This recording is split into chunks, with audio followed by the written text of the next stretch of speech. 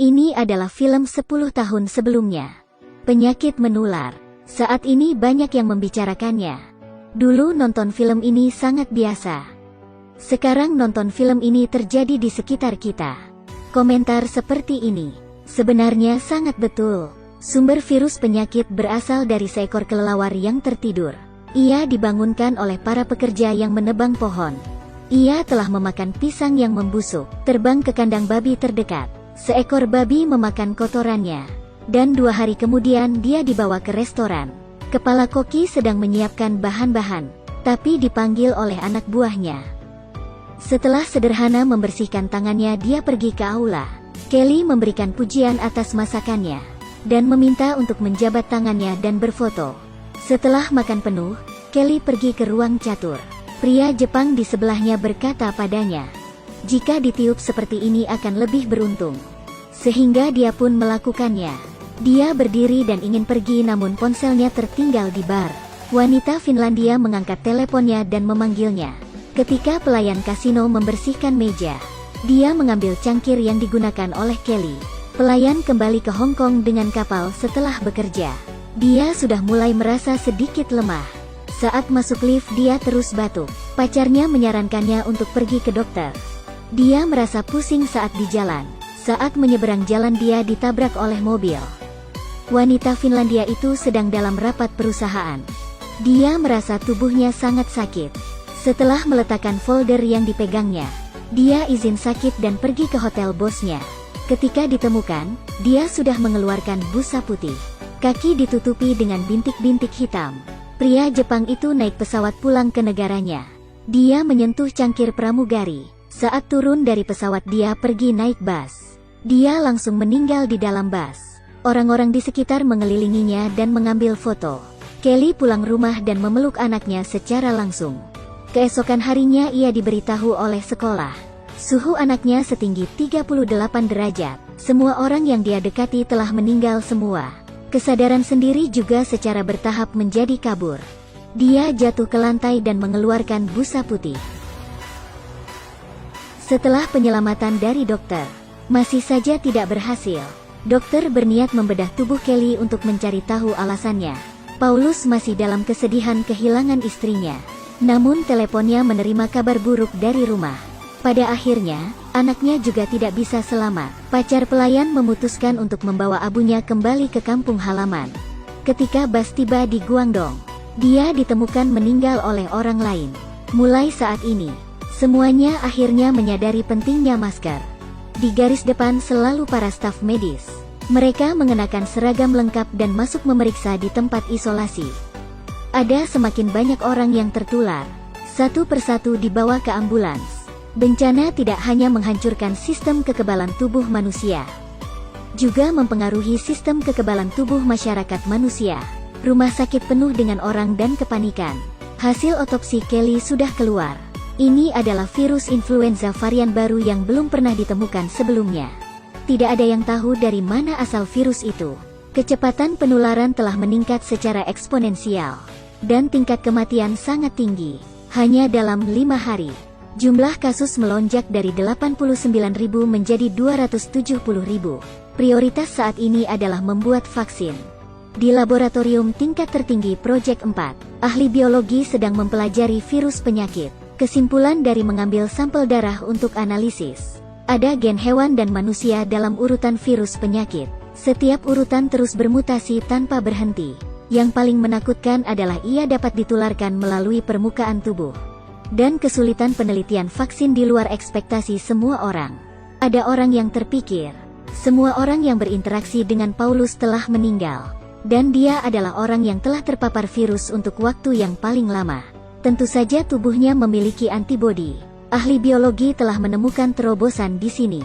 Benar saja, Paulus memiliki protein khusus dalam tubuhnya. Ia mampu melawan mutasi virus penyakit. Mereka mencoba berkali-kali untuk melakukan eksperimen pada tubuh yang terinfeksi virus. Protein vaksin akhirnya ditelan oleh virus penyakit. Para ahli biologi sangat kebingungan. Ironisnya, seorang pensiunan profesor tua melanggar aturan. Dengan mengambil resiko terinfeksi, dia melakukan penelitian pribadi di laboratorium sendiri. Dalam waktu 3 hari, Vaksin telah ditemukan olehnya, dan dia tidak meminta bayaran apapun. Dia bersedia memberikan hasilnya kepada umat manusia secara gratis. Ini hanya langkah pertama. Vaksin juga harus diuji coba di tubuh manusia. Ini akan memakan waktu setidaknya 3 bulan. Sesuai dengan kecepatan infeksi saat ini, dalam 3 bulan, jumlah kasus orang yang tertular akan mencapai 80 juta orang. Di bawah bencana manusia, seorang blogger online masih menyebarkan rumor.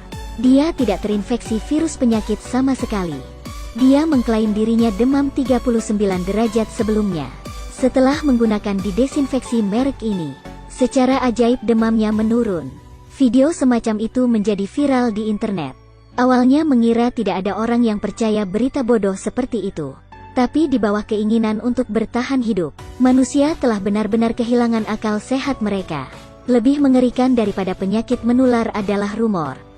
Semua orang berbondong-bondong ke supermarket. Mereka semua demi membeli didesinfeksi. Pada awalnya semuanya mengantri dengan tertib. Dalam kerumunan orang terus-menerus ada yang batuk. Bahkan ada yang tidak memakai masker. Saat mengetahui jumlah obat tidak banyak, semakin banyak orang yang menerobos antrian. Dalam sekejap terjadi kekacauan. Kaca jendela dilempar hingga pecah. Semua orang masuk untuk mendapatkan obat. Supermarket diborong hingga kosong. Kekacauan juga terjadi di jalanan. Orang-orang mulai melakukan perampokan. Orang-orang yang merampok barang ada di mana-mana. Ini adalah pengaruh dari video berdurasi 50 detik. Persimpangan utama di kota telah ditutup. Ada orang yang menggunakan kebebasan sebagai alasan. Mereka ingin menyingkirkan pembatasan pemerintah. Korban yang meninggal masih terus meningkat. Sudah melebihi tempat pemakaman. Bahkan pelajaran yang nyata. Masih ada orang yang menyebarkan berita seperti ini. Jalan-jalan dipenuhi dengan sampah. Kantor, museum, dan gym semuanya kosong.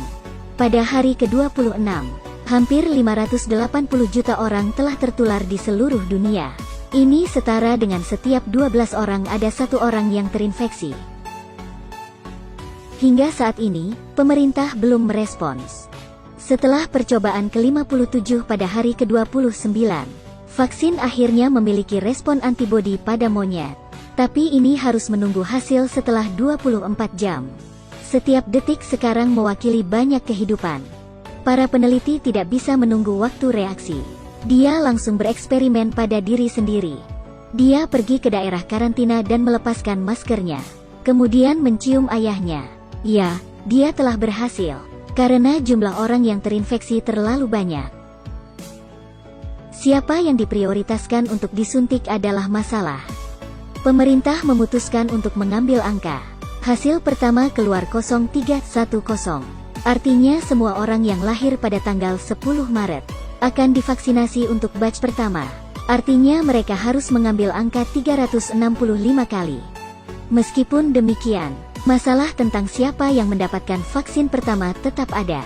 Mereka yang berada di urutan belakang memiliki niat jahat.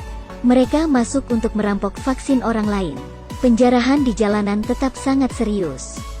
Pemerintah juga merespon dengan cepat, memberlakukan pemberian vaksin di tempat. Orang yang telah divaksin akan mendapatkan gelang.